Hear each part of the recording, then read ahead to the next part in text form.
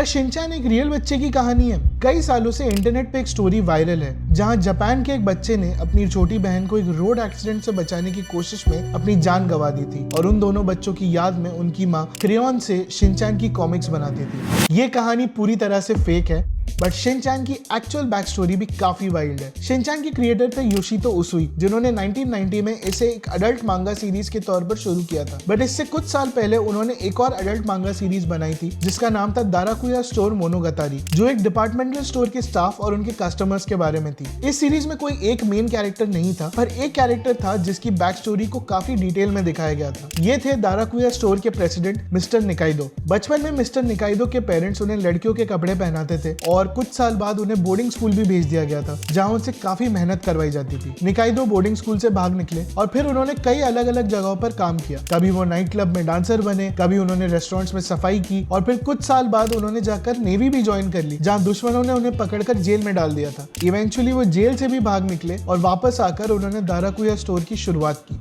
अब क्योंकि ये पूरी कहानी एक बैक स्टोरी थी, तो इसकी ड्राइंग्स में मिस्टर निकाइदो को शुरू से लेकर एंड तक एक बच्चे के तौर पर दिखाया गया था, पर उसकी पर्सनैलिटी पूरी तरह से एक अडल्ट की थी, जो काफी अजीब अजीब हरकतें करता था और किसी भी लड़की से फ्लर्ट करने लगता था। इनफैक्ट मिस्टर निकाइदो का पूरा नाम है शिनोसुके निकाइदो और इस दाराकुया स्टोर मांगा सीरीज के पब्लिशर के ही सजेशन पर इस कैरेक्टर की लुक, पर्सनैलिटी और नाम को यूज किया गया शिनोसुके नोहारा यानी कि शिनचैन के लिए। बोनस रिकमेंडेशन, यूट्यूब पे कैटनैप चैनल पर आप शिनचैन और डोरेमोन जैसे शोज की कई iconic relaxing background music pieces को सुन सकते हैं, जो आपको उन दिनों की याद दिलाएंगे जब आप दोपहर में हंगामा टीवी पर इन शोज को देखा करते थे। सो शिनचैन से जुड़ी आपकी मेमोरीज क्या हैं? कमेंट्स में मुझसे जरूर शेयर कीजिए।